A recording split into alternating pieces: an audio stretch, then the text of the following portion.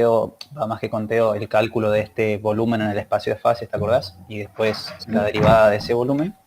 En este caso, la cantidad fundamental, digamos así, o la que nos habilita el cálculo de las variables termodinámicas es la función de partición. Fíjate que el procedimiento es, en la mayoría de los casos, semejante, digamos, es encontrar la función de partición. A partir de la función de partición uno ya encuentra la función de energía libre, perdón, la función de energía de Helmholtz. A partir de eso tenés las otras variables termodinámicas. Bien, voy a cambiar la pantalla. Ok.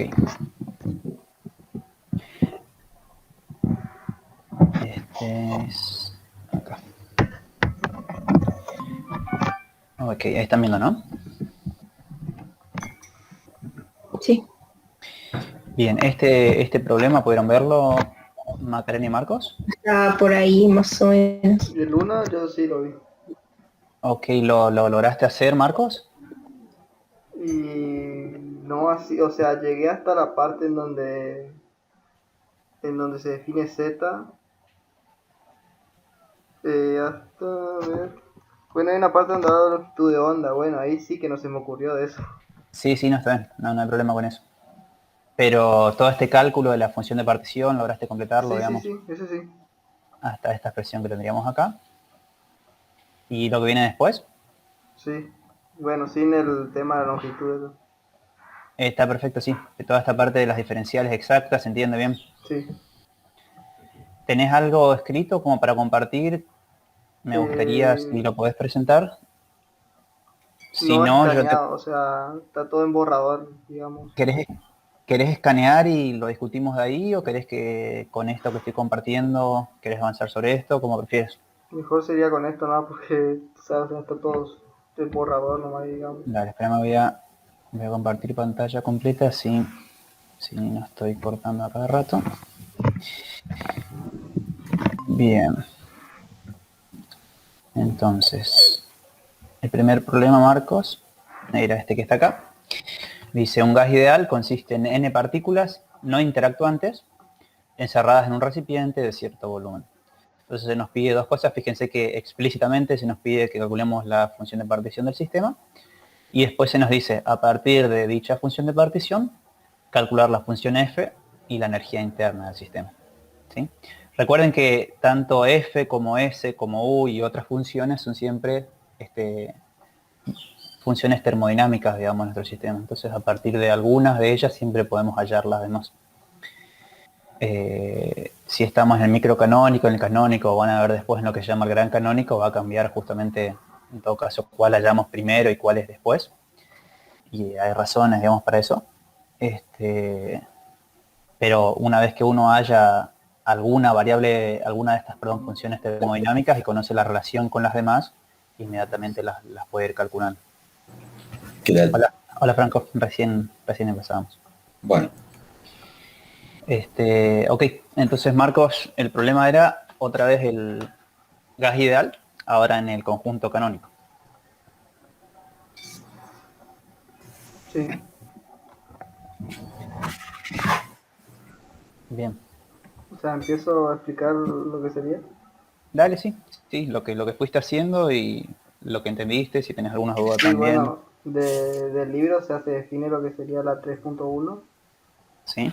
Sería la función de partición Uh-huh. con el coeficiente de corrección de Gibbs. ¿Qué estaríamos diciendo en ese caso? Y bueno, no tengo muy bien definido eso. Este factor tenía que ver con si las partículas eran distinguibles o no, digamos. ¿Sí? Sí. Entonces, fíjate que en este caso, por ejemplo, vos estás incluyendo en el denominador un término que es el factorial de número de partículas que tenés. Si vos hablas de partículas distinguibles o partículas indistinguibles, justamente va a ir cambiando como tu conteo, digamos, de microestados, ¿sí? O sea, si vos decís que tus partículas son indistinguibles, el orden en que las vayas tomando, digamos así, no hace que si vos tomás dos partículas 1 y 2 o tomás 2 y 1, digamos así, y invertís los momentos o las posiciones de las mismas, si tu sistema es indistinguible, estás hablando del mismo microestado, digamos así. Ahora, si tu sistema es, si es no distinguible, si es distinguible, hablas de microestados distintos. Entonces, este factor de Gibbs, el factor de corrección de Gibbs, lo que hace justamente es introducir esta corrección en el conteo al asumir o no, digamos, que las partículas son distinguibles o no. En este caso, cuando vos tenés esto en el denominador, lo que estás diciendo justamente es que tus partículas no son distinguibles. ¿Sí? Si fueran distinguibles, el número de microestados sería mayor, digamos así. ¿Sí? Vos permutarías los momentos o las posiciones de las partículas y tendrías microestados distintos. Sí. Si tus partículas no son distinguibles, no, digamos. Vas a tener justamente un número menor. Ok, y después esta integral que está acá. ¿A qué te recuerda esta integral, Marcos? A una integral de volumen en el espacio-fase. Exacto, donde si calculábamos esa W, digamos así, que era ese volumen para todos los microestados de una energía menor o igual a una cierta cantidad, integrábamos solo esta primera parte, ¿no? Exacto. Y ahora lo que tenemos es este término que está acá, que es la exponencial de menos el hamiltoniano sobre K por T. ¿Y esto con qué tenía que ver? ¿Te acordabas más o menos del capítulo 7? Lo que uno iba a... Sí.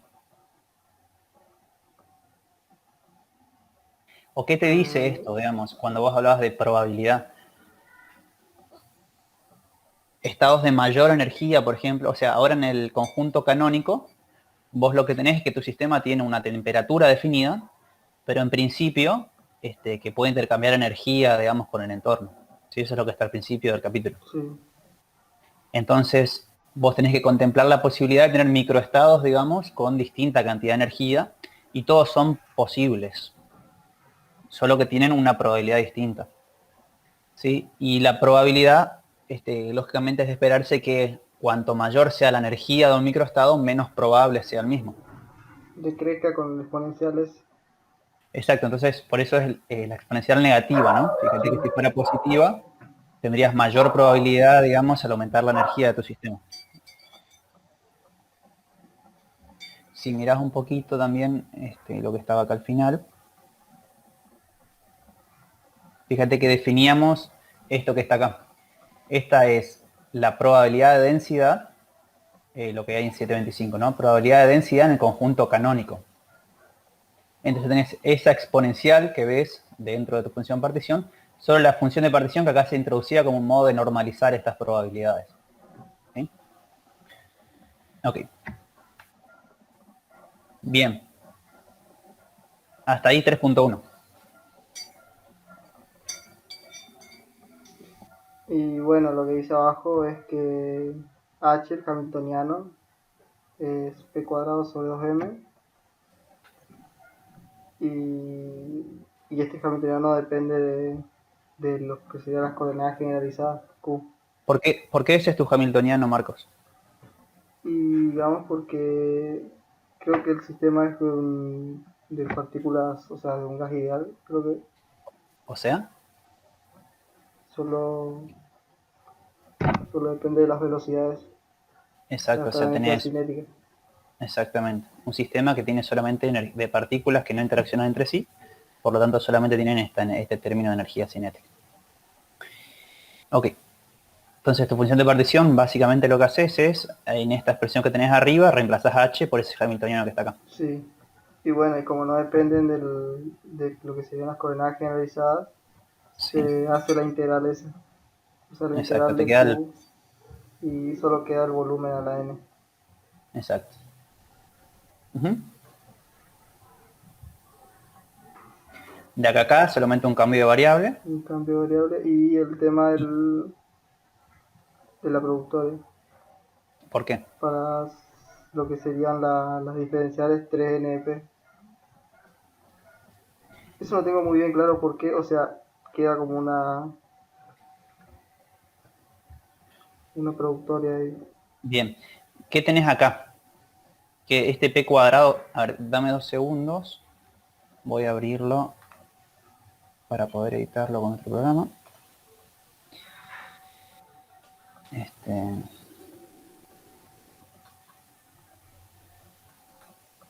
Ok. Ese p cuadrado que tenés ahí, ¿a qué es igual?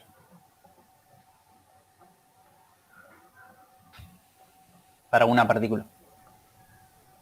En términos de energía, 2 No, m ¿en cuántas dimensiones estamos trabajando?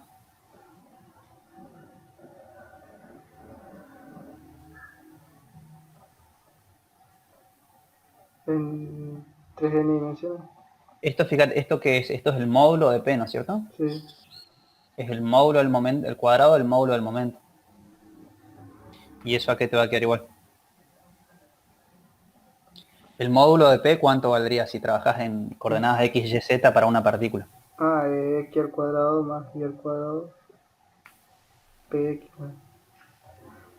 Px cuadrado más py cuadrado más pz cuadrado. Ajá. ¿Así? Sí, ¿No falta nada? ¿no? Bien. Ok, entonces fíjate que tenés acá ese p cuadrado, px cuadrado, py cuadrado, pz cuadrado. Y te queda la exponencial de menos beta sobre 2m por esta suma que está acá. La exponencial de una suma que es igual. Macarena y Franco, si quieren aportar, también no hay problema. Y ahí sería, o sea, podría ser el producto de tres exponenciales. De exponenciales. Exactamente. Ok, no sé por qué me sale esto así. Exacto, Marcos. Vas a tener acá el producto de la exponencial de menos beta px cuadrado sobre 2m por exponencial de menos beta py cuadrado sobre 2m por exponencial de menos beta pz cuadrado sobre 2m y así para cada partícula. ¿Sí? Sí, Entonces fíjate, acá digamos, lo que estás haciendo es justamente contemplar esa propiedad de las exponenciales y pasás de esta integral en la cual tenés la exponencial de una suma a tener el producto de exponenciales, donde estos p que están acá en realidad vienen a ser justamente esos px de la partícula 1, py de la partícula 1, pz de la partícula 1 y así de cada partícula. Solo que todas las integrales te quedan, digamos, con variables que no dependen entre sí y además cada una varía entre menos infinito e infinito. ¿Sí? Por eso te quedan básicamente 3n productos de esta integral que está acá. ¿Sí? sí. De todos Sí. modos, si te ayuda, digamos, antes de este igual que está acá, desglosar un poquito este p cuadrado, lo haces para uno de los términos y con eso se entiende Pero entonces, por ¿en qué cuántas obtenés. partículas, o sea, en cuántas dimensiones se trabaja? Vos Estamos estás, en el ¿qué espacio de dirías fases. vos? Y es como que hay n partículas y se trabajaría en 3 espacios. Tenés n partículas, ¿sí? Sí, Si estás hablando del espacio de coordenadas, trabajás en 3n, en un espacio de 3n dimensiones. sí, Si estás trabajando en el espacio de los momentos, estás trabajando en un espacio de 3n dimensiones. ¿Sí? sí. Si estás trabajando en el espacio de fases, ¿cuántas dimensiones tiene tu espacio de fases? 2, ¿Dos dimensiones? si disculpe. No, era más. Oh, Dos dimensiones dijiste. sí. ¿Por qué serían solo dos? ¿O cuáles serían esas dos dimensiones? Y, o sea, luego que es Q y P. Ok, si vos tenés una sola partícula en una sola dimensión, si tenés una partícula en una dimensión, tu espacio de fase sería de dos dimensiones, como decís recién, donde una de las dimensiones es Q y la otra dimensión es P. Sí, ¿Sí? Si vos tenés una partícula en tres dimensiones, es decir, asociada a la partícula vas a tener los momentos en tres coordenadas y las coordenadas generalizadas, digamos, en tres dimensiones, vas a tener, de nuevo, con una partícula en tres dimensiones, tenés en tu espacio de fases tenés 6 dimensiones, ¿sí? Tendrías Px, Py, Pz, Qx, Qy y Qz. ¿Sí? Sí. ¿Está bien? ¿O es un sí a medias? Sí, o sea, ¿Sí? es Recordá difícil, es difícil ese de primer verlo, ¿no? ejemplo que se veía, ese primer ejemplo que veíamos del oscilador armónico justamente, que tenía solamente la coordenada generalizada Q y el momento P, ¿sí? El momento generalizado también. En ese caso tenías una partícula en una dimensión y tu espacio de fases tenía 2 dimensiones, ¿sí? Q y Sí, P justamente. Entonces, si vos trabajas ahora con una partícula en 3 dimensiones, tu espacio de fase pasa a tener, 6 dimensiones. El espacio de fases, ¿sí? Y si hablas de n partículas, en tu espacio de fases vas a tener 6n dimensiones. Si tus partículas tienen coordenadas generalizadas, suponete Qx, Qy y Qz, y momentos Px, Py y Pz, ¿sí? Ahora, volviendo a este ejercicio, fíjate, yo creo que vos me estás preguntando por este 3n que está acá, ¿no es cierto? sí. Ahora, este 3n que está acá, ¿a qué hace referencia? ¿Por qué es 3n? Y por el 3n del diferencial.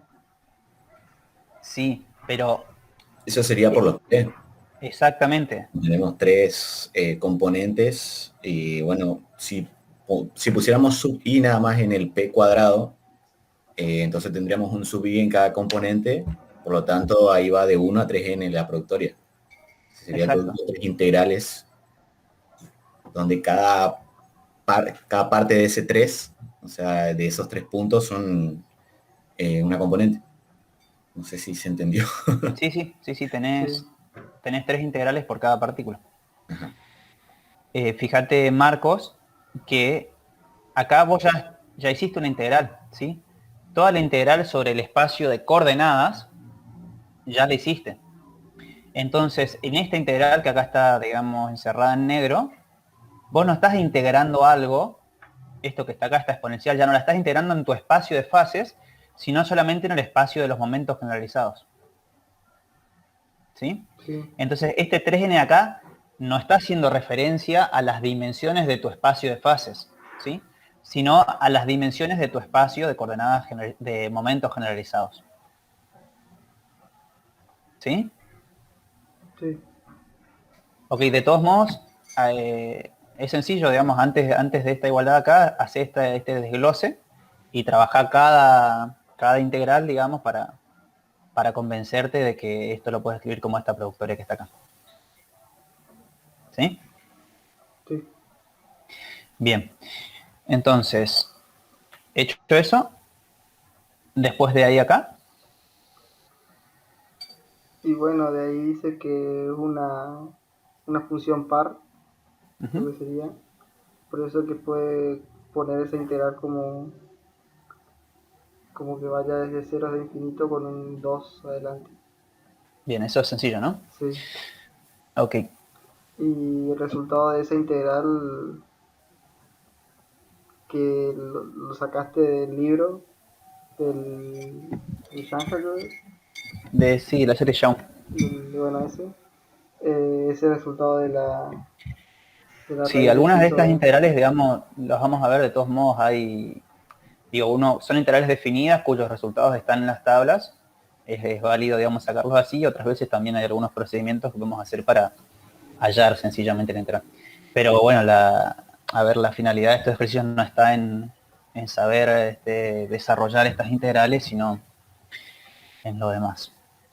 ¿Sí? Entonces, ok, hasta acá, Marcos. Después, nada, es Y un bueno, cambio el de cambio de variable valores otra vez. y después se introduce la longitud de onda Sí. térmica, pero ok. Bueno, la teoría Nada. decía que esas integrales eran más fáciles de resolver que las otras, ya que como eran valores conocidos que estaban por tablas en lugar de tener espacios o geometrías difíciles. Exacto. Sí. Fíjate que es muy sencillo esto que está acá. ¿Sí? En poco y nada de tiempo uno resuelve encuentra la función de partición cuando antes, para este problema, teníamos que hallar las integrales de estos triángulos generalizados, digamos así. Sí.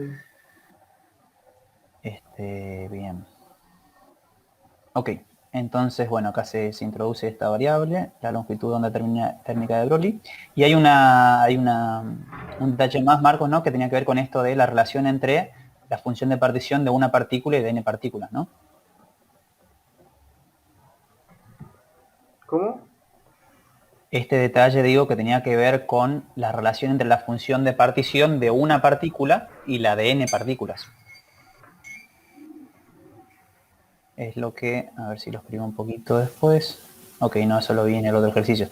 Esto que está acá, fíjate, esto es del problema 2, pero en 3.9, fíjate que uno tiene que la función de partición de n partículas es la de una partícula a la n potencia. ¿Sí?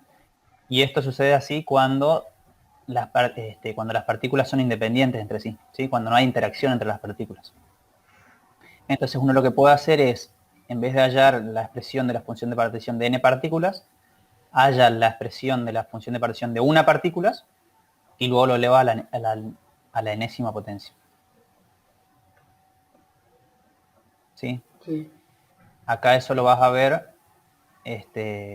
Ok, después hay que ver, ¿no?, qué se hace con la corrección la corrección de Gibbs. Pero eso justamente acá te va a aparecer, sí, te va a aparecer justamente por la presencia de esta exponencial que tenés acá y por la propiedad de las exponenciales. Vos acá en este primer paso, digamos, ya podrías dividir esta expresión en n términos que son iguales entre sí, salvo por este factor de corrección de Gibbs. Ok, hallada la función de partición en 3.3, o una expresión un poquito más larga, digamos, o con más variables, si uno no pone esta longitud de onda térmica, te queda esto que está en B, Marcos. Sí.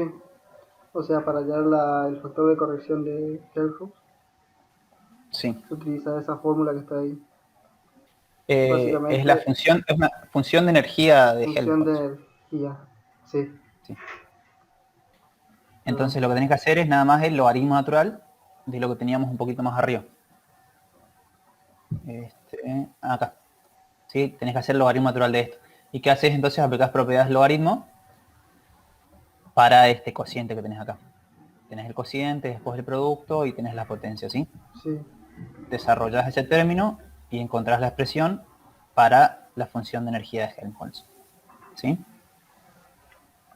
Bien, y luego lo que uno hace es justamente ver cómo hacemos para relacionar esta función termodinámica con otras que quisiéramos hallar, como pueden ser la entropía, acá la presión, la energía interna del sistema, etc. ¿Sí? Entonces sabemos que esta función f es igual a u menos t por s, calculamos su diferencial, y por otro lado, a partir de la expresión de la energía, también calculamos su diferencial. ¿Sí? Sí. ¿Por qué razón? Porque cuando calculas la diferencial de la función f, te queda diferencial de u menos t diferencial de s menos s diferencial de t. Entonces hallás la expresión para el diferencial de u y lo introducís acá arriba. ¿Sí? Y entonces acá fíjense que uno lo que hace después es decir, ok, si esta es mi diferencial de la función f, luego calculo la derivada de f respecto de b, por ejemplo, dejando n y t constantes, y voy a tener esta variable. O calculo la derivada respecto de n, para obtener, si quisiera obtener el potencial químico, o calculo la derivada respecto de s, de t, si quiero obtener la entropía. ¿Sí? Y eso es lo que se hace un poquito después. Esto que está en 3.5 es más bien para obtener, digamos, una expresión que ya conocemos, que es la relación entre presión, volumen y temperatura para un gas ideal. Fíjense, uno hace derivada de f respecto del volumen, dejando t y n constante. Eso no es otra cosa que menos p. Venimos acá a f y aplicamos esa derivada respecto al volumen. Ok, y tenemos esta relación. Y después hacemos algo semejante para hallar el valor de la entropía del sistema. Bien. Ok. Entonces, de acá sacamos u es igual a f más t por s. Y fíjense esta expresión que es muy conocida, la energía interna de un gas ideal, 3 medios de N por K por T. Ok, hasta acá, ¿dudas o alguna cosa que hayamos pasado por alto? Franco, Macarena, ustedes pudieron... Macarena creo que me habías dicho que no todavía, no sé vos, Franco.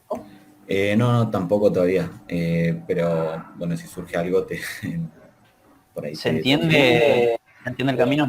Sí, sí, Sí, sí. sí, con lo que vimos ya está. Ok, Es para este problema. Digo. bien. Es exactamente el mismo que en el libro. Sí, sí, sí, es el mismo ejemplo. Ok. Sí, por ahí agregué acá, digamos, algunos pasos nada más. Sí. Bien. El segundo problema, fíjense, es otro de los sistemas que ya trabajamos con el microcanónico, que es un sistema de n partículas de spin 1 medio en un campo magnético uniforme B y que está en contacto ahora con un foco térmico a cierta temperatura. Sí, fíjense que ahora lo que no varía de mi sistema de esta cadena de spines es la temperatura, digamos, de mi sistema, pero en principio puede intercambiar energía con el medio. ¿Sí? La energía de cada una de estas partículas por existir e interactuar con este campo magnético externo va a estar dada ahora por esta expresión que está acá. ¿Sí? Va a ser más menos mu por B. Entonces fíjense, nuevamente se nos pide inicialmente calcular la función de partición del sistema, demostrar que esta es la expresión para la energía libre de Helmholtz, que esta es la entropía de nuestro sistema. De hecho, bueno, nos da como pista cuál es la relación que tenemos que usar. Luego se nos dice, ok, esta es la energía interna de mi sistema y se nos pide que representemos estas cantidades que están acá. El último ítem del problema es, bueno, nos dice que la capacidad calorífica del sistema tiene esta expresión donde este delta es justamente nuestro gap de energía, ¿sí? La diferencia entre energía cuando una partícula está en una posición o en la otra, o uno de los espines de la cadena. Y otra vez se nos pide representar C en función de KT por E y verificar, dice que hay un máximo, determinando a qué temperatura se va a alcanzar dicho máximo. Bien. ¿Alguno pudo comenzar a resolver ese problema? ¿O no todavía? Yo no todavía. No, no. Ok, en todo caso los dejo un ratito ahora para que hagan al menos el cálculo de la función de partición del sistema. ¿Sí? De ahí lo demás es tal vez un poco más inmediato, pero podemos hacer eso, no sé, unos 10, 15 minutos y retomamos. ¿Sí? Dale. Perfecto.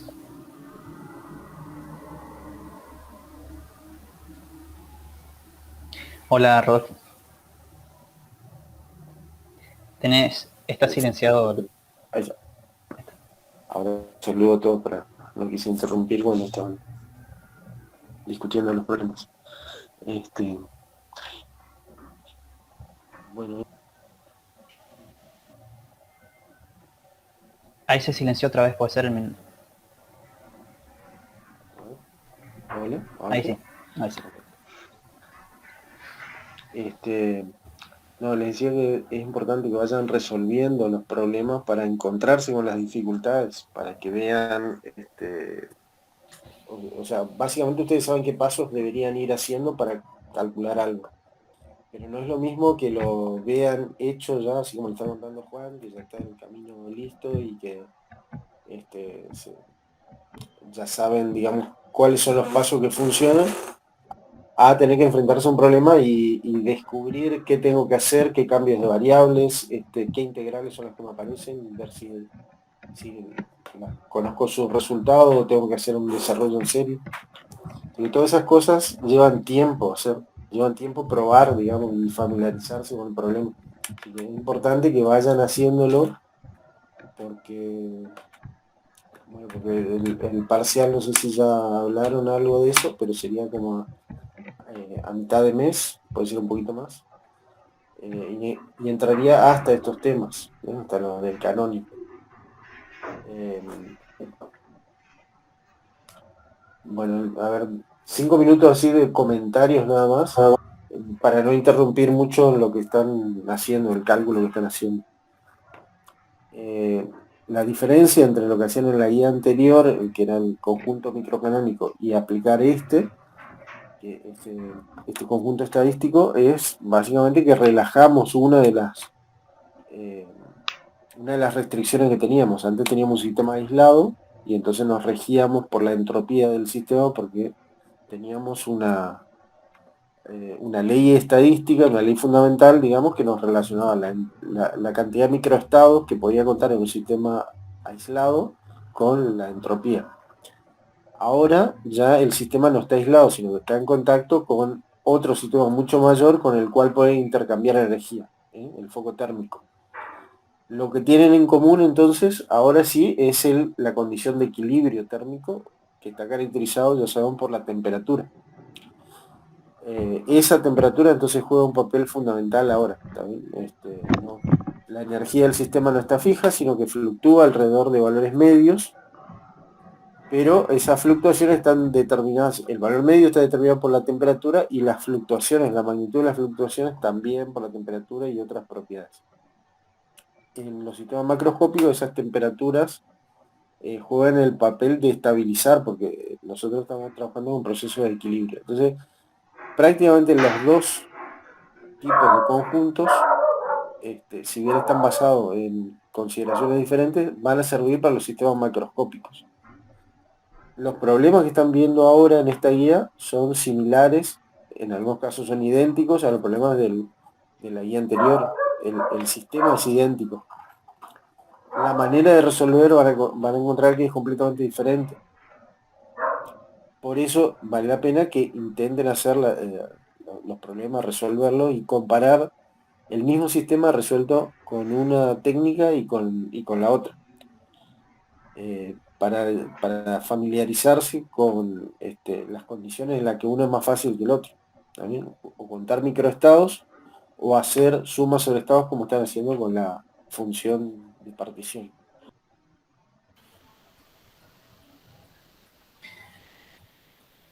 Bien, ¿alguno pudo plantear la primera parte del problema? Yo intenté plantear.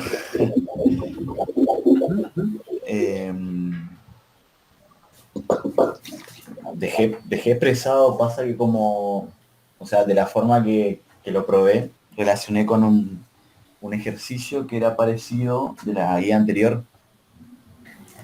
Sí. Sí, o sea, a ver, el punto, bueno, sí, tenemos n partículas de espín un medio, campo magnético. Uh-huh. Bueno, es B, y bueno, las energías son más menos epsilon, y eso es mu por B. Entonces vamos a tener n total de partículas, donde n sub 1 puede ser, tienen espín hacia arriba, y n sub 2, espín hacia abajo. Entonces hice ese conteo como el de la guía anterior, y dejé escrito así en la integral.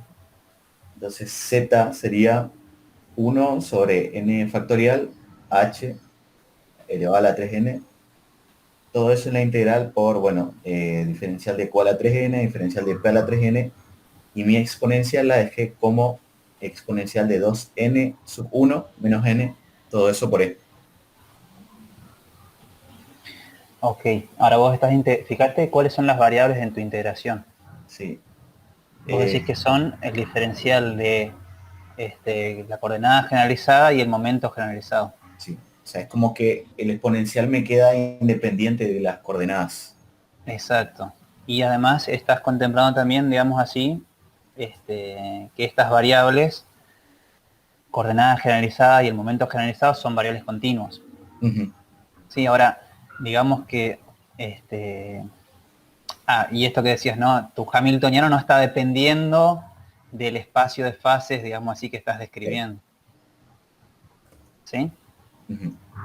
Ok, o sea, en primer lugar vos tenés un sistema, digamos, donde el hamiltoniano o la energía de tu sistema, de este sistema que es una cadena de espines, no depende, como decías, justamente de los momentos generalizados y de las coordenadas generalizadas, sino que va a depender exclusivamente de la orientación de cada uno de los spins en esta cadena. Sí. ¿Sí? Entonces tu hamiltoniano depende exclusivamente de la orientación de estos spins. En la función de partición, vos lo que haces es justamente hacer una sumatoria sobre todos los microestados posibles de energía de cada una de las partículas, donde estos microestados de estos spins de tu cadena van a depender, como decía, digamos, exclusivamente de la orientación hacia arriba o hacia abajo. Y por otro lado, vos lo que vas a tener en este problema, que es en ese sentido semejante al anterior, que es que tus partículas son independientes entre sí. ¿Sí? Tu hamiltoniano no incluye ningún término de interacción. ¿Sí? Para cada partícula va a ser más épsilon o menos épsilon energía, independientemente de cuál sea el estado de el resto de los spins de tu cadena. ¿Sí?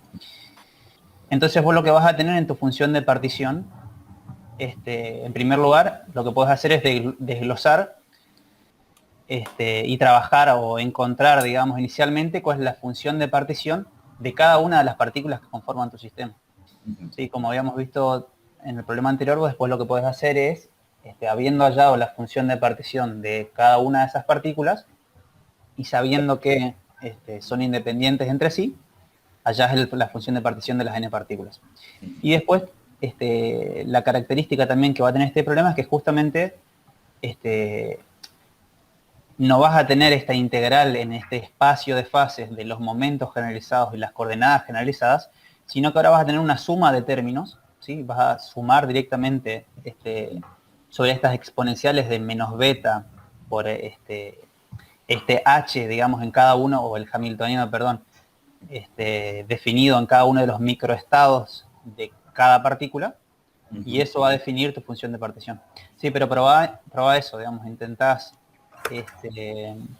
calcular la función de partición para una sola de estas partículas, donde ahora tu hamiltoniano justamente no tiene ninguna relación, no tiene dependencia con, o sea, no vas a hablar de las coordenadas generalizadas y los momentos generalizados, sino que te vas a tener un hamiltoniano que simplemente va a tomar dos valores posibles de energía para cada una de las partículas. Y no vas a tener una integral, sino que tenés justamente una suma discreta de términos. Claro.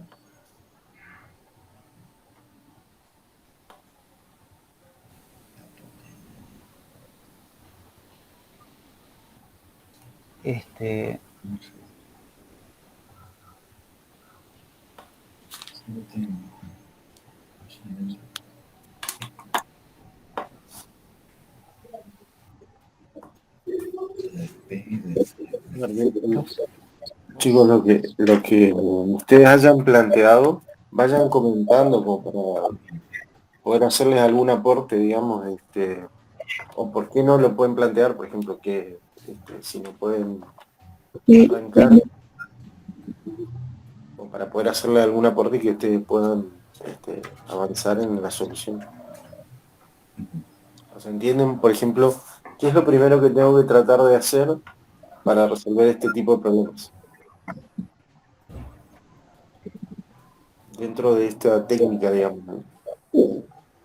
No sé, en mi caso debería tener clara la deducción de la función de partición, bueno, eso está todo en el libro, y ahí, bueno, tengo un par de preguntas, pero en general la conozco. Entonces yo lo que hice fue agarrar la ecuación 722, que es la función de partición, de las energías, que son más o menos E o epsilon, y como ese 7.2.22 es la ecuación para una sola, y como ahí Juan dijo que es lo que al final uno encuentra que si son las partículas idénticas es para una sola elevarlo a la n, o sea, tendrías para el z para todas las partículas.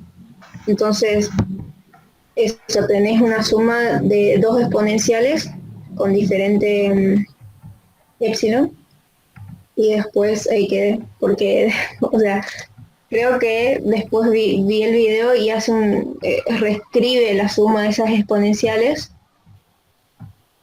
pero yo no lo hubiese pensado así. Yo hubiese directamente hecho, bueno, esto es a la n, y después hubiese trabajado con esta suma de exponenciales. Está bien eso, Macarena, ¿eh? Bueno, no, pero, o sea, no hubiese pensado, yo digo, no hubiese pensado en reescribir esa suma de exponenciales. Sí, igual vas a llegar a lo mismo. Ah, ok. Después fíjate que... Sí, perdón. No, sí.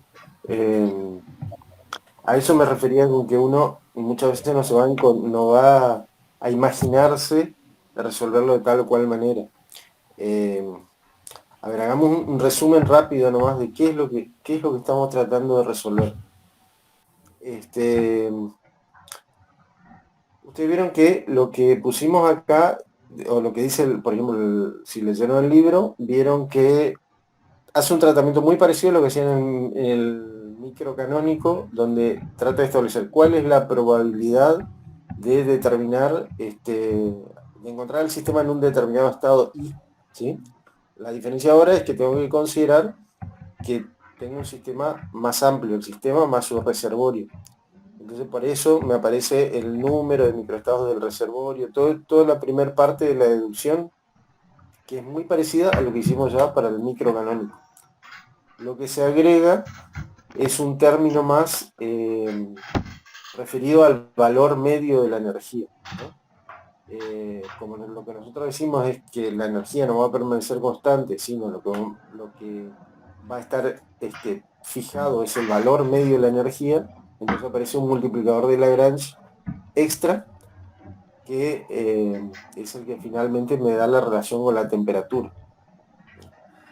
Pero nosotros estamos queriendo sacar probabilidades, probabilidad de encontrar el sistema en un determinado estado I.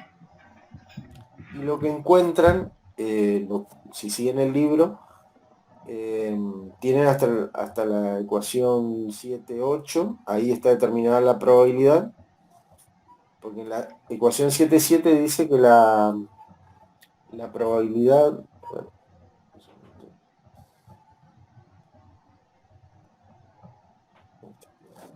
la probabilidad del estado yésimo es proporcional a E a la menos, y acá aparece el multiplicador de Lagrange, beta, y esa beta después está identificado como la inversa de K por T, ¿vale? Esa es la probabilidad que encuentra. O sea, es la probabilidad de encontrar un determinado estado yésimo que tiene una energía E sub I.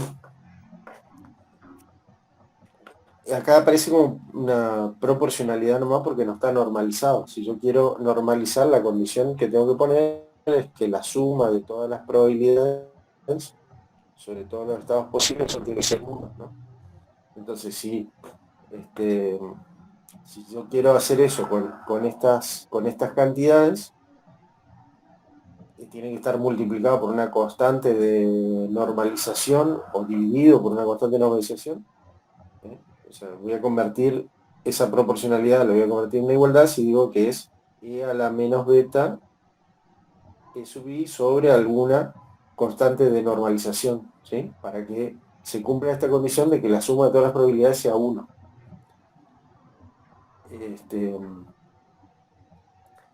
Y entonces, si yo hago esta suma, si reemplazo este P sub I acá, lo que estoy obteniendo es que la suma sobre todos los I de E a la menos beta E sub I sobre Z, y Z no depende del índice I, eso es igual a 1.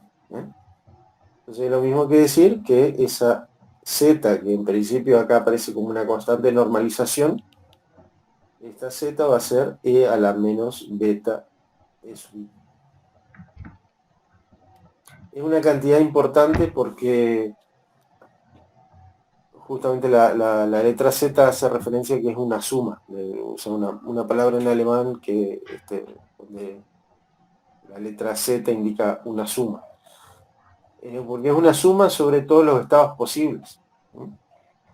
Acá estamos suponiendo que los estados son discretos, ¿no? Yo estoy diciendo que el estado I tiene energía E sub I, pero podría ser que fuera continuo, y en el caso continuo tienen la otra expresión, que es parecida, pero que ahora tengo que hacer una integral sobre todas las coordenadas y todos los impulsos. ¿No? Y en lugar de ser E a la menos beta una energía particular, va a ser el hamiltoniano en esas coordenadas, en Q y P. Bueno, esa es la base, digamos, de esta cantidad, que va a ser la cantidad importante dentro del conjunto canónico. ¿Por qué es la cantidad importante? Porque si yo conozco esta función de partición, puedo deducir el resto de las propiedades termodinámicas. Todas las otras propiedades termodinámicas se obtienen por derivación. ¿No? Puedo tomar derivadas y, por ejemplo, supongamos que ustedes quiero saber cuál es el valor medio de la energía. ¿No? El valor medio de la energía sería algo así. Va a ser la energía E sub I sumado sobre todos los I por la probabilidad de tener esa energía. Pero ya sabemos cuáles son esas probabilidades. Esas probabilidades son las que están dadas por ese factor exponencial. Entonces voy a tener una suma de E sub I por E a la menos beta E sub I sobre Z. Y si miramos así, fíjense que esta Z no depende del índice I, así que puedo sacarlo acá afuera de la sumatoria y me va a quedar una suma de esto. ¿Sí?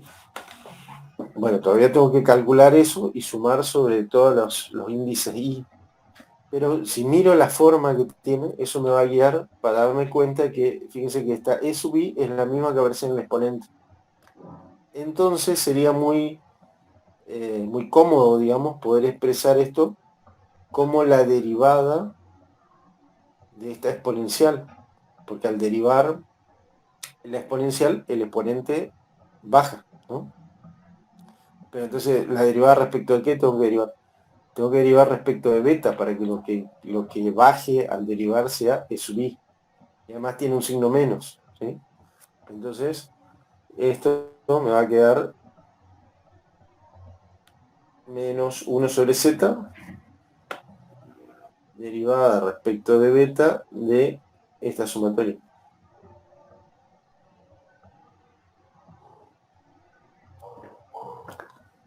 ¿Se ve? Que al derivar respecto de beta bajo este sub I y recupero. O sea, es como si yo me moviera de derecha a izquierda, ¿no? Derivo esto y obtengo lo que tengo en la izquierda. ¿Y por qué escribí de esa manera? Porque justamente esta sumatoria ya sé que eso es la función de partición. Entonces lo escribiría como menos 1 sobre z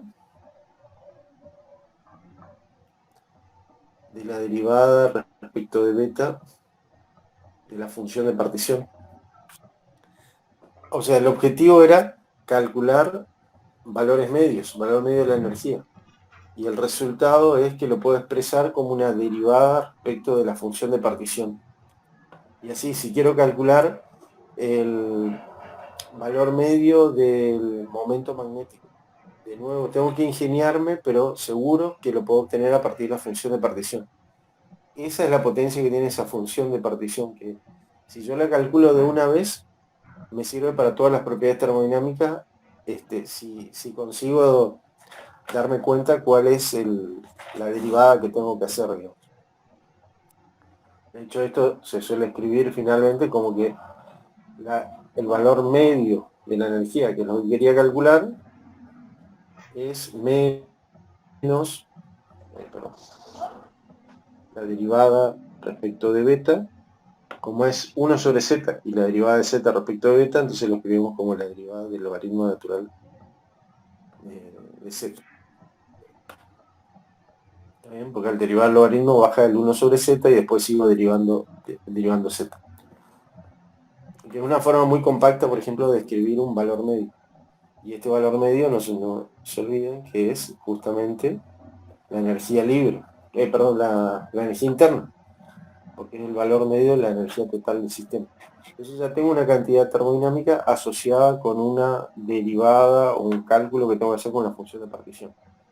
Esa es la razón de que siempre queremos calcular funciones de partición, porque una vez que tengo eso, el resto lo puedo sacar más o menos fácil. Entonces el problema es que las funciones de partición no son tan fáciles de calcular, porque bueno, tengo que encontrar la forma de hacer la suma sobre todos los estados, como dice acá, o hacer la suma sobre todo el espacio de fases accesible, como dice acá. Entonces tendré que ver si un sistema es discreto, voy a usar la ecuación recuadrada, y si el sistema es continuo, voy a utilizar la que aparece abajo. Entonces el problema de ustedes ahora es cómo calculo funciones de partición de este sistema, que es un conjunto de dos niveles, un conjunto de espinas.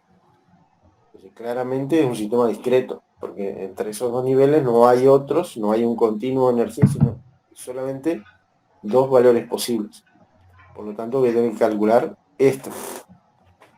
Ahora, no lo puedo dejar expresado así como está, porque no estaría calculando nada. Ahí estaría diciendo, bueno, voy a usar esta función de partición, pero no avanzo más allá de eso. Tengo que encontrar, hacer la suma de alguna forma, de tal manera que encuentre algo que contenga explícitamente esta beta, que sabemos que es la inversa de la temperatura, porque ahí es donde van a aparecer las funciones termodinámicas. Entonces no puedo dejar expresado simplemente porque no estaría calculando nada, no estaría resolviendo nada del problema, solamente estaría poniendo una fórmula general que no dice nada del problema particular. Así que bueno, ahora el punto es que tienen que hacer esta suma. Y la otra aclaración, que como ya les mencionó Agustín, es que ¿qué pasa si esta energía es suma de muchas energías individuales? Si tengo un sistema de n partículas, donde cada una de ellas puede tener, por ejemplo, en este problema, spin up y spin down. La energía total va a venir como suma de las energías individuales, porque también estamos suponiendo que no hay interacción, ¿no? Un sistema no interactuante. Entonces, esta energía va a ser, a su vez, suma sobre las energías individuales de cada uno de esos sistemas. O bien, el hamiltoniano va a ser suma de hamiltonianos individuales que van a depender solamente de una partícula, la partícula iésima, ¿sí? O sea, es como el hamiltoniano de la partícula 1 más el hamiltoniano de la partícula 2 más el hamiltoniano de la partícula 3, cada uno con sus propias variables, ¿sí? Entonces, ¿dónde aparecen estas energías o este hamiltoniano? Aparece en la exponencial. Cuando aparece, por ejemplo, e a la menos beta h de Q1, Q2, etc. En realidad lo que estamos diciendo que es e a la menos beta h1 más h2 más suma de hamiltonianos individuales. Y si estos hamiltonianos están en el exponente, va a ser también producto de exponenciales. ¿Sí? Y acuérdense que lo que tengo que hacer para calcular la función de partición es sumar sobre todos los estados posibles. ¿Sí? Voy a sumar acá sobre todos los estados posibles y acá sobre todos los estados posibles. Donde ahora, ¿qué quiere decir estados posibles? Quiere decir el estado del sistema completo, o sea, el estado de la partícula 1, de la partícula 2, de la partícula 3, etc. O sea que acá hay una suma sobre índices y 1, y 2, y 3, etcétera, de cada una de las partículas individuales. H1 tiene la menos beta H2, y etcétera. Pero como cada hamiltoniano solamente depende de las variables de la propia partícula, entonces este que depende solamente de la variable de la partícula 1 va a poder salir fuera de la sumatoria de los índices del resto de las variables, de la partícula 2, de la 3, de la 4, no afecta a esta suma, ¿está bien? Porque este hamiltoniano es de partículas independientes, entonces al final lo que va a quedar es suma de este tipo.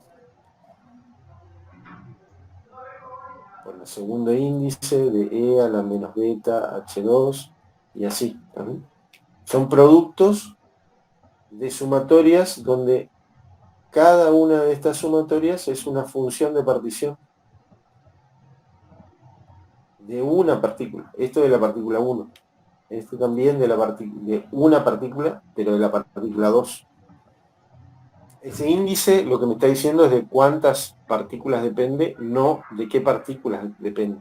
De cuántas y no de qué.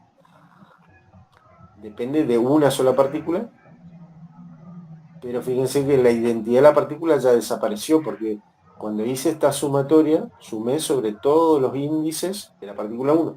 Acá sumé sobre todos los índices de la partícula 2, o sea que al hacer la sumatoria, esa identidad de las partículas ya desapareció. Lo que sí me queda es que hice una suma sobre hamiltonianos de una partícula. Por eso esto sería z de una partícula. Y así por cada una de esas sumas. O sea, esto que empezó siendo la función de partición de n partículas, termina siendo el producto de n funciones de partición de una partícula. De ahí que podamos utilizar que la función de partición para un sistema de n partículas es la función de partición de una partícula elevada a la n. Esos son esencialmente, digamos, los detalles que tienen que considerar en este problema. ¿No? Este problema de que las partículas son independientes, por lo tanto, puedo calcular el que le corresponde a una sola partícula y elevando al número de partículas ya obtengo todas. Donde solo falta considerar, ¿no?, si son distinguibles o no las partículas. Exactamente. Si las partículas son distinguibles o no, va a aparecer el n factorial dividiendo o no. ¿Sí? Si las partículas son distinguibles, va la corrección del factor de Gibbs, y si no son distinguibles, entonces no va. Pero bueno, ese sería, digamos, un resumen rápido de qué es lo que estamos haciendo. O sea, para no perder de vista que estoy haciendo un montón de cuentas y sí, pero ¿qué es lo que quiero calcular? Quiero calcular funciones de partición, porque esa función tiene metida dentro de sí todas las funciones termodinámicas que luego puedo extraer por derivadas. Entonces, si lo calculo, me estoy ahorrando calcular funciones individuales. Y dos, que estas funciones de partición son las que podrán ser más fáciles o más difíciles de calcular, pero que tengo que hacer algo para calcular esta suma. ¿También? O sea, la suma que define la función de partición tiene que darme finalmente alguna expresión. No puedo dejarlo escrito como una sumatoria simplemente porque no es como cuando uno suma una serie, es decir, sumo desde 1 hasta n, digo, por dar un ejemplo tonto nomás, ¿no? Si yo hago la sumatoria de x a la n sobre n factorial con n desde 0 hasta infinito, también eso es una serie y tiene una expresión que es correcta si considero todos los n termos. Pero no es tan útil como decir esto es a la x. ¿También? O sea, cuando pude sumar la serie, entonces obtengo una expresión que es útil para trabajar. Bueno, eso es lo que se pretende hacer acá. Acá tienen que poder hacer la suma sobre todos los estados. No hay receta para eso, porque bueno, cada cálculo tiene su propio su propio truco matemático, digamos, como para tratar de que eso dé una expresión cerrada, y a veces no es posible. Entonces, cuando sí es posible, tenemos un problema que es exactamente soluble, que son pocos, pero que son muy iluminantes también, digamos. Cuando uno tiene uno de esos problemas, tiene toda la información exacta de ese problema. Cuando no lo puede hacer, bueno, entonces hay que recurrir a aproximaciones. A lo mejor ya no puedo hacer toda esta suma desde 1 hasta infinito, pero sí puedo hacer los primeros términos y entonces tengo una expresión analítica cerrada que es aproximada, pero me da resultados útiles dentro de determinado rango, por ejemplo. O sea, ¿cómo calculo esto? Ahí está el núcleo de la cuestión, ¿no? Todos estos problemas que ustedes van a hacer en esta guía es resolver problemas de este tipo, o bien discreto o continuo, pero obtener funciones de partición y a partir de ahí sacar consecuencias.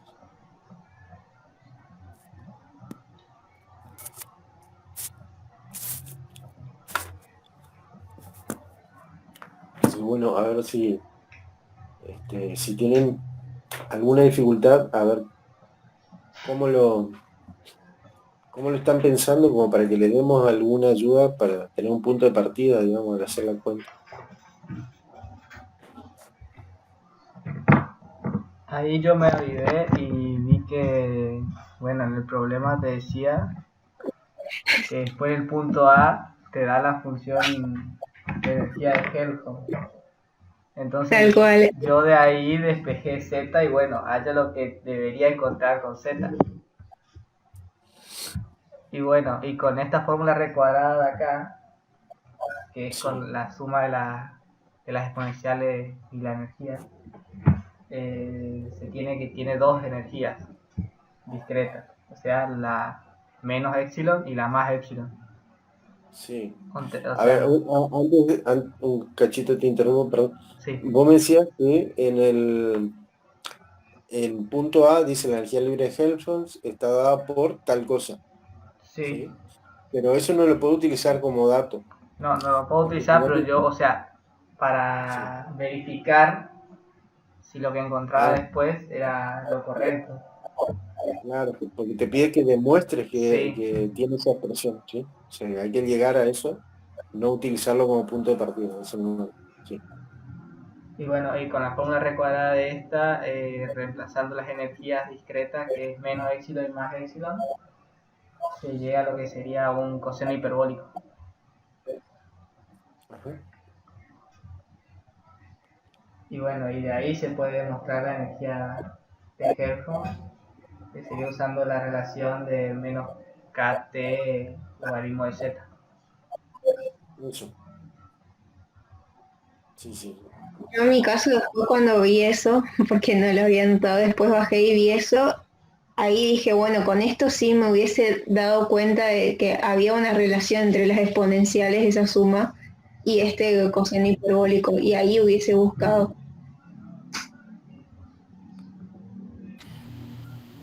Marcos, entonces vos llegaste a la función de energía libre, que te queda un logaritmo natural del coseno hiperbólico, ¿no? Sí. Y, y esa expresión podés avanzarla un poquito más, digamos. O sea, ¿cómo? O sea, yo llegué a lo que me pide en el punto A. Sí, sí, sí. Pero digo, ese coseno hiperbólico, a fin de cuentas, ¿qué es lo que tiene, digamos? ¿Cómo lo expresás en términos de otras funciones? Ese coseno hiperbólico te queda como la suma de dos exponenciales, ¿cierto? Sí, Entonces te queda el logaritmo natural del coseno hiperbólico, que no es otra cosa que el logaritmo natural de suma de dos exponenciales sobre 2. sí. Ok, Ah, y de ahí puedo bajar los exponentes. exacto. Sí, Sí, sobre todo pensando en, si miras los puntos que vienen después, que te piden graficar algunas de las variables, puede ayudar también un poquito eso. Y para entender también, porque fíjate que si no, uno lo deja expresado, está bien, ¿no? Y es el logaritmo natural de dos coseno hiperbólicos y el argumento del coseno hiperbólico. Pero claro, entender que en el fondo ahí no tenés otra cosa que el logaritmo natural del exponencial de epsilon sobre k por t. sí. Siempre que tengamos funciones hiperbólicas, lo que tenemos dando vueltas, digamos así, son funciones exponenciales. Si no, por ahí estamos trabajando eso, tal vez no estamos acostumbrados, digamos, a trabajar con funciones hiperbólicas y ir entendiendo, digamos, qué hay detrás y cómo se comportan. Y eso pasa, y es viceversa, digo, si yo de acá en adelante me vuelvo a encontrar con esta suma, o por lo menos para este tema, ¿no? Me vuelvo a encontrar con esta suma de exponenciales, siempre es usual recurrir a funciones hiperbólicas. Sí. Van a ver que aparecen mucho en los problemas que vienen a continuación.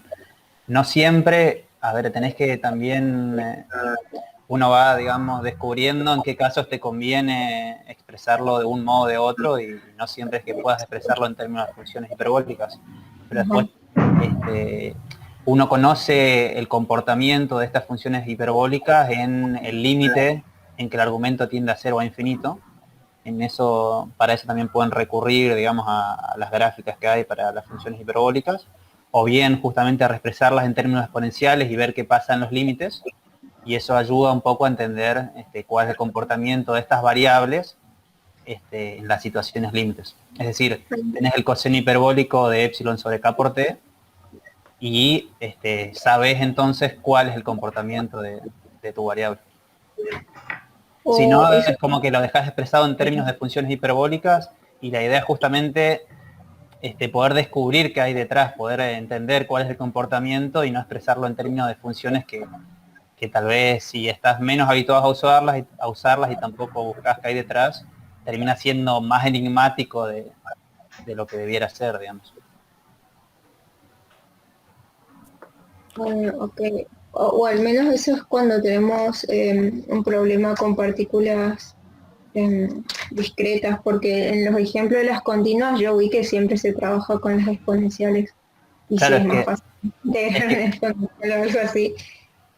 siempre que tengas sumas, digamos, sumas y restas exponenciales, o no siempre, pero vas a poder en estos casos llevarlos a expresiones en términos de las funciones hiperbólicas. Si tuvieras productos exponenciales, como decías, justamente no vas a tener las funciones hiperbólicas. Sí, pero recuerden que las funciones hiperbólicas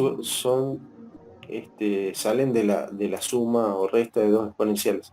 Justamente acá tenemos dos exponenciales porque tenemos dos estados, ¿sí? Spin up y spin down. Pero no me acuerdo si está en la guía o si no es fácil de plantear como una alternativa, es que en lugar de ser spin medio, en lugar de ser spin un medio, o sea, spin 1. Entonces tengo tres estados, tengo -1, 0 y 1, tres proyecciones de spin. Yo, por cada uno de ellos voy a tener una exponencial e a la menos beta energía, y voy a tener suma de tres exponenciales.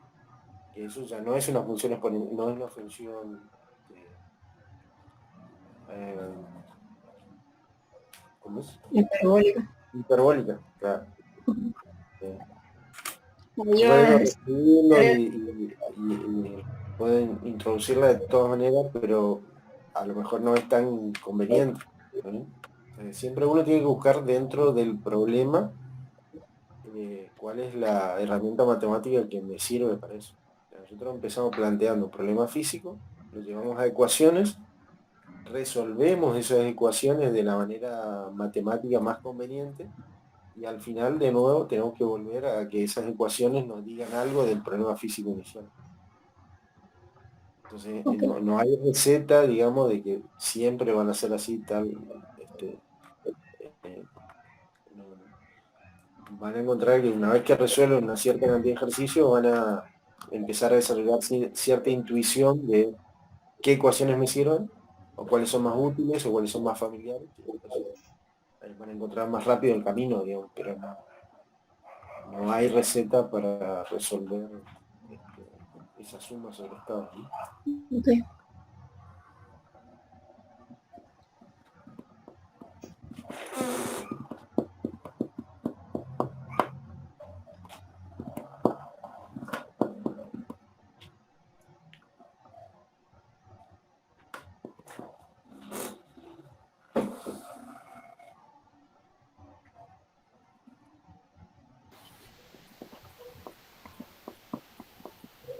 Sí, con lo discutido hasta ahora me parece que al menos hasta el problema 4 podrían avanzar, digamos, sin problemas. Ujú. Como también mencionaba, creo, el profesor, es interesante que al terminar, digamos, la resolución de estos problemas, siempre volvamos a los que habíamos resuelto con el conjunto microcanónico, para hacer justamente una comparación primero entre resultados, y después también justamente ayudar a dilucidar cuáles son las diferencias, y en algunos casos queda muy en evidencia, digamos, la diferencia en la dificultad de resolución de los ejercicios. En buena parte también por justamente la forma que tiene esta función de partición, y esta cuestión que, bueno, también mencionaba Marcos, digamos, que mientras en el conjunto microcanónico muchas veces necesitábamos esencialmente hacer integrales, en el diferencial del volumen de un espacio de fases hiperdimensional, que muchas veces justamente tenía geometrías que complicaban la resolución de las integrales, y lo que tenemos ahora en cambio es estas integrales donde ese diferencial de volumen, digamos, del espacio de fases ahora está multiplicado por estos términos exponenciales que hacen que la resolución de las integrales sea en la mayoría de los casos mucho más sencilla, digamos. Y en algunos casos, como es el caso del el problema 3, por ejemplo, del gas ultrarrelativista, si recuerdan, cuando lo resolvimos en el conjunto microcanónico, debimos recurrir a una aproximación para los momentos de las partículas en las distintas coordenadas, ¿sí? Y aproximamos los valores medios de los momentos en las distintas direcciones como si fueran iguales. Valor medio de px cuadrado igual a valor medio de py cuadrado y de pz cuadrado. Y en este caso, por ejemplo, no necesitamos recurrir a ningún tipo de aproximación. Y entonces, pues, cuando uno compare con la resolución anterior, va a haber justamente una pequeña diferencia, porque acá pudimos hacer el problema completo sin eso, sin recurrir a esa aproximación.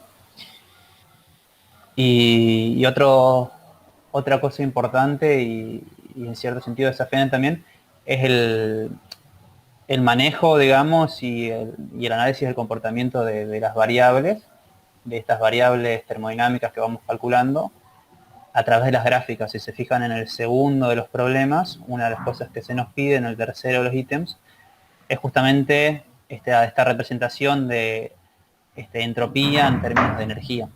Y después un análisis a partir de lo que uno halle, digamos. Sería importante también, si pueden llegar hasta ahí y hacer el intento de graficar estas cosas y analizarlas, porque si no también uno puede caer, digamos, no digo el error, ¿no? Pero en la facilidad de, perfecto, vamos encontrando esta mecánica de hallar la función de partición, y a raíz de haberla hallado, inmediatamente encontrar por relaciones las demás variables termodinámicas. Y el desafío está en también hacer estos análisis. Por eso el pedido por ahí de estas gráficas y de entender un poco qué representan.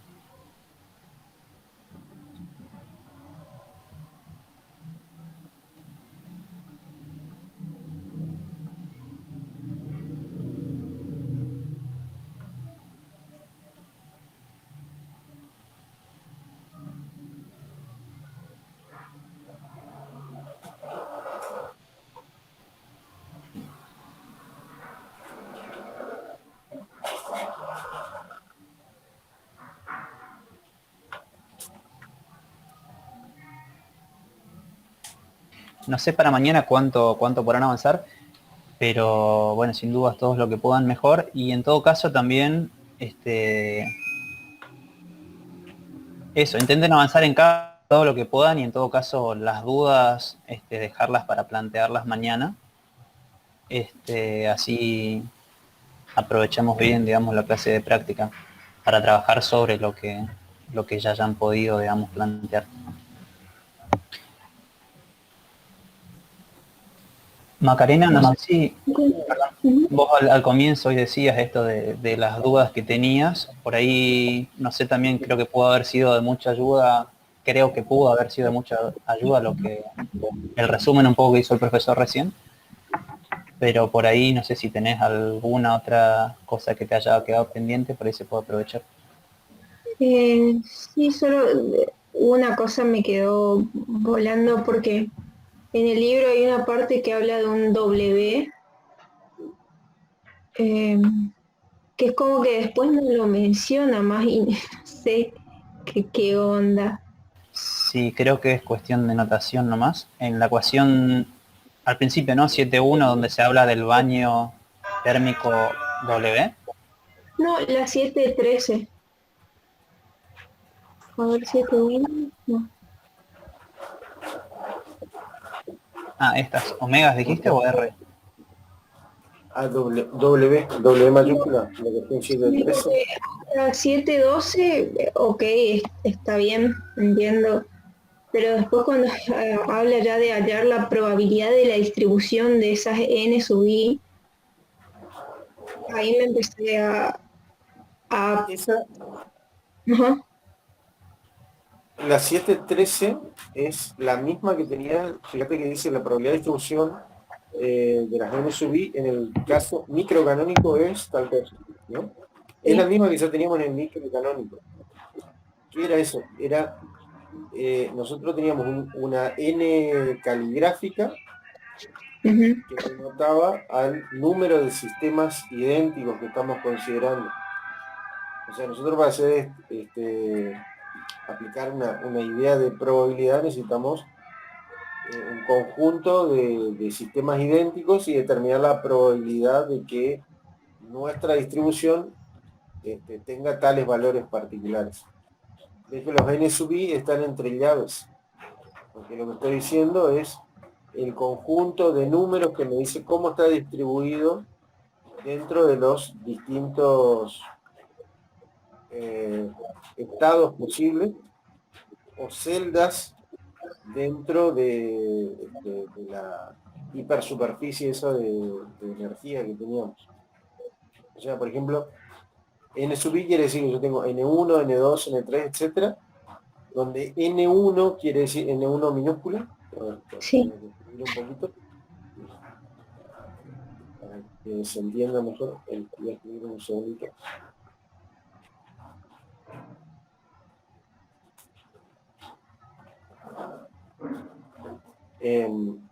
Lo que quiere decir es, este N1 es el número de sistemas que están en la celda 1 del espacio,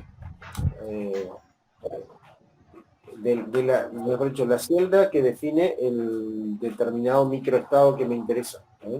Yo tengo una serie de microestados y quiero encontrar cuál es la probabilidad de encontrarlo en uno en particular. Entonces, N1 más N2 más etcétera, me da este número total de sistemas, el número total de sistemas que yo tengo.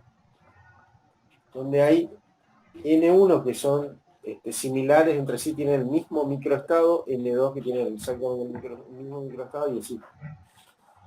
Si mirás esta ecuación, se parece a decir, tengo N1 bolitas de determinado color, N2 de determinado color, y que entre todas tengo N caligráfica, N mayúscula esta, cantidad de bolitas. Como estas N1 son indistinguibles entre sí, son todas idénticas, entonces lo que estoy viendo es una permutación con repetición, donde hay N1 de ellas que están repetidas, N2 que están repetidas, etc. Este es el número total, entonces lo que tendría es una permutación de esta cantidad de elementos donde hay N1 de un tipo, N2 de otro tipo, etc. Y esto era un número que representaba eso, era no es un número combinatorio, pero es algo parecido. En caso en que solo tenga una división de dos tipos, entonces sí es un número combinatorio, que va a ser n1 factorial, n2 factorial, etcétera, ¿no? Sí. Ese es el número de permutaciones con repetición. Bueno, eso casi es la ecuación 713. Ujú. Digo casi porque eso es ese número que estoy escribiendo y que se escribiría así, digamos, una manera de escribir sería n factorial y el producto de 1 hasta el número que tenga de divisiones de 1 sobre n sub i factorial. ¿No? Este es el número de permutaciones por repetición. A la ecuación 7.13 le falta una cosa, porque la ecuación 7.13 no habla de números de manera de distribuir, habla de probabilidades. Entonces le falta, para poder convertirlo en una probabilidad, le falta este omega sub i, que es la probabilidad de encontrar el sistema en el estado i, o sea, la probabilidad del estado iésimo. De encontrar uno de esos sistemas en el estado i. ¿Cuál es la probabilidad de encontrar dos de esos sistemas en el estado i? Dos sistemas va a ser que omega i por omega i, porque es un producto de probabilidades. La probabilidad de que ocurran esas dos cosas simultáneamente es el producto de las probabilidades. O sea, omega i al cuadrado. Pero ¿qué pasa si en lugar de preguntarme por solo dos, me pregunto por n sub i? ¿Cuál es la probabilidad de que ni sistemas, ni de estos que están acá arriba, se encuentren en el estado i? Y va a ser el producto de las probabilidades de cada uno de ellos, o sea, la potencia n sub i. Eso es lo que está en la ecuación 7.13. Es la probabilidad de que n sub i sistemas se encuentren en el estado i por la cantidad de formas en las cuales puedo distribuir esos sistemas, que son las permutaciones por repetición. Esta es entonces la probabilidad de la distribución, no es la probabilidad de un sistema ni la probabilidad de solo un estado, es la probabilidad de la distribución, porque la distribución está definida por estos números enteros n sub i. Eso es lo que me está representando ese W. Y luego lo que nosotros queremos hacer es encontrar la distribución más probable. ¿De qué manera tendría que elegir estos n sub i para que la probabilidad sea la más alta posible? Eso es lo que utiliza en las situaciones siguientes, digamos. Quiero maximizar W, pero en lugar de maximizar W, maximizo su logaritmo, que de todas maneras ambas condiciones son las mismas. O sea, los mismos n sub i van a maximizar W como su logaritmo. A mí me interesa, obviamente, sacar los n sub i. Y eso es lo que hacen las dos ecuaciones siguientes.